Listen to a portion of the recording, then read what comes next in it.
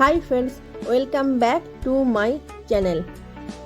চলো আজ তোমাদের দেখাবো ঝুলন যাত্রা উপলক্ষে ঝুলন বাড়ি কিভাবে সেজে উঠেছে।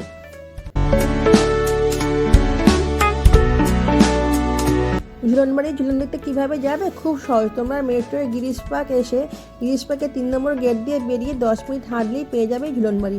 এছাড়া শিয়ালদা থেকে চাঁদপাড়া বাগানবাগামি কোনো বাসে করেও আসতে পারো।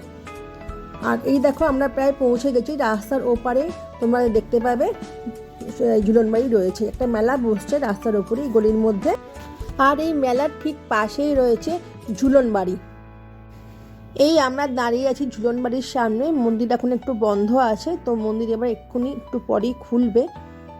তো তারপর আমরা মন্দিরের ভেতর যাব। দেখো কি সুন্দর গেটটা সাজানো রয়েছে, পাখা, তারপর ময়ূরের পালক। তো গেট এখন খুলে গেছে, এখন সন্ধ্যে প্রায় 6টা বেজে গেছে, গেট খুলে গেছে। এবার আমরা আস্তে আস্তে ঢুকে পড়লাম। দেখো কি সুন্দর নীল লাইট দিয়ে চারপাশটা সাজানো হয়েছে। আর দেখো মাঝখানে মধ্যমণি হয়ে বসে আছে রাধাকৃষ্ণ।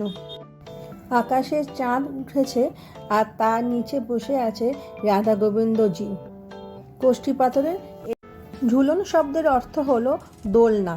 মনে করা হয় বৃন্দাবনে রাধাকৃষ্ণের প্রেম লীলাকে কেন্দ্র করে দ্বাপর যুগে এই উৎসবের সূচনা হয়। এই ঝুলনকে কেন্দ্র করে হয় নানা আচার অনুষ্ঠান ও সাবেকি প্রথা। তবে হারিয়ে যেতে বসেছে এখন এই ঝুলন উৎসব। তাই আজ আমরা এসেছি চালতা বাগানে, কারণ এখানে না কিছু বনেদি বাড়ি আছে যেখানে আজও সেই শতবর্ষ পুরনো যে ঝুলন উৎসব তাকে ধরে রেখেছে এনারা। শাস্ত্রে শ্রীকৃষ্ণের 12টি যাত্রার উল্লেখ আছে। এর মধ্যে গুরুত্বপূর্ণ হলো রথযাত্রা, রাসযাত্রা, দোলযাত্রা, স্নানযাত্রা ও ঝুলন যাত্রা। রাধা গোবিন্দজির ঝুলন যাত্রা উপলক্ষে এই ঝুলন বাড়ির সামনে বিশেষ মেলার আয়োজন করা হয়। যে কদিন ঝুলন থাকবে সেই কদিন এই মেলাও থাকবে। এক এক অঞ্চলে দোল বা দুর্গোৎসবের মতন এই ঝুলনের আকর্ষণও কিছু কম নয়। যেমন এই ঝুলন বাড়ির ঝুলন তো এখন আর কেউ বাড়িতে করে না, আমরা ছোটোবেলায় করতাম। আর ঝুলন উপলক্ষে দেখো এই বিনোদ সাহা যে লেন, এই গলিটাকে বলা হয় বিনোদ সাহা লেন। তো এখানে অনেক বড় মেলা বসছে। ছেলে তো মেলা দেখেই মাথা খারাপ হয়ে গেছে, এটা কিনবো ওটা কিনবো। আমি বললাম না, আগে দেখি পুরো ঝুলনটা, তারপর কিনবো।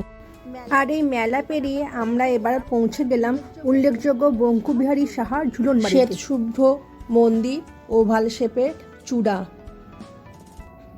দেখো লাইট দিয়ে ফুল দিয়ে কি সুন্দর সাজিয়েছে মন্দিরটার সামনে। একটা এরকম ফাউন্টেন আছে আর দুপাশে নানান মূর্তি রয়েছে। সেখানে একটা সাইডে রয়েছে কৃষ্ণের নানান লীলা কাহিনী, আর একটা সাইডে রয়েছে মহাভারতের কিছু কাহিনী। ছেলে তো এখানে দাঁড়িয়ে পড়েছে ফাউন্টেন দেখে। আমি বললাম ঠিক আছে, একটু দাঁড়া, একটু ছবি তুলে নিই, তারপর এগিয়ে যাব আমরা সামনের দিকে।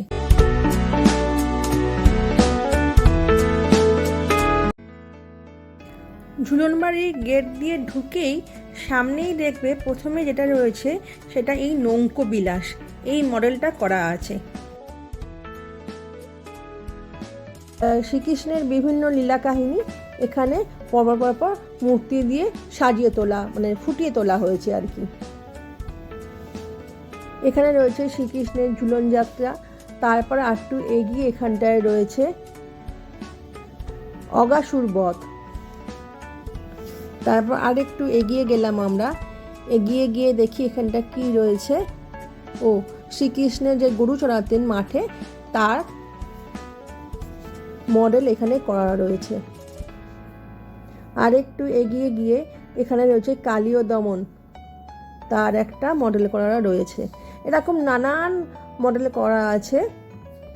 ছোটোবেলায় আমরা এরকম সব বিভিন্ন সময় বিভিন্ন যে দিনে যে বিভিন্ন রূপ হতো যে শ্রীকৃষ্ণের যে ঝুলনে, সেরাম আমরা করতাম।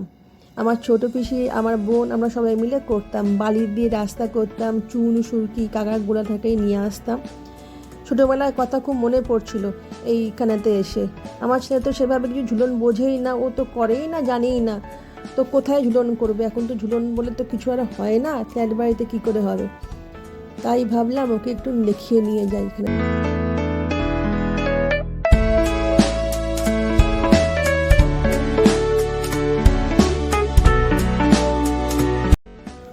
ঝুলন উপলক্ষে এই মন্দিরে বিশেষ পূজা অর্চনার ব্যবস্থা করা হয়। শুধু ঝুলনের সময় নয়, আপনারা চাইলে অন্য সময়তেও আসতে পারেন। আমরা মন্দিরের গর্ভগৃহে প্রবেশ করেছি। দেখুন ফুল দিয়ে কি সুন্দর সাজানো হয়েছে। আর মধ্যমণি হয়ে বসে আছেন কোষ্ঠী পাথরে শ্রীকৃষ্ণ আর অষ্টধাতু এই রাধা। আর এই রাধাকৃষ্ণের যে গয়না পরানো হয়েছে এগুলো কিন্তু সব সোনার সাজ পরানো হয়েছে। কি সুন্দর লাগছে দেখতে, দেখুন সোনার মুকুট পরে। এখানে পরপর 3টে গর্ভগৃহ আছে। প্রথমে যে এই রাধাকৃষ্ণের যে ঘরটা, তারপরে একটা আছে সেটা দেবাদিদেব মহাদেবের, তারপর এই যে দেবাদিদেব মহাদেবের ঘর, আর এটা হচ্ছে সদাশিব।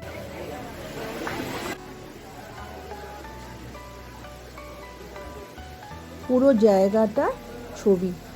মাঝখানে একটা বড় ফাউন্টেন আছে, রাত্রিবেলা এটাতে লাইট জ্বলে। এখানে এসে বারবার মনে পড়ে যাচ্ছে ছোটোবেলার কথা। আজকাল তো ছোটোটা জানিই না ঝুলন কি।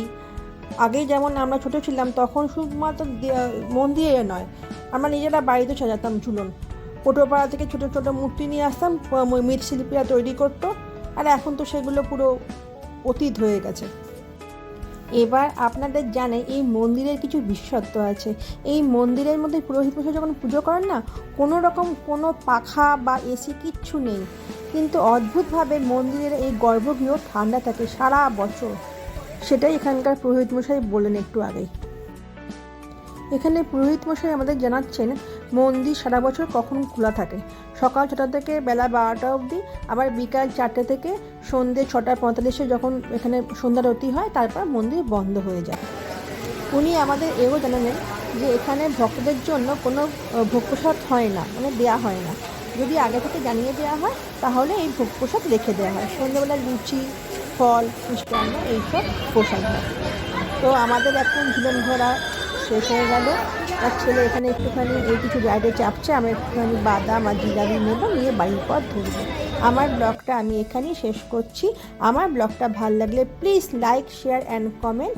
অ্যান্ড তোমরা সকলে ভালো থাকবে। আবার তাদের একটা ব্লগ নিয়ে চলে আসবো। Bye bye.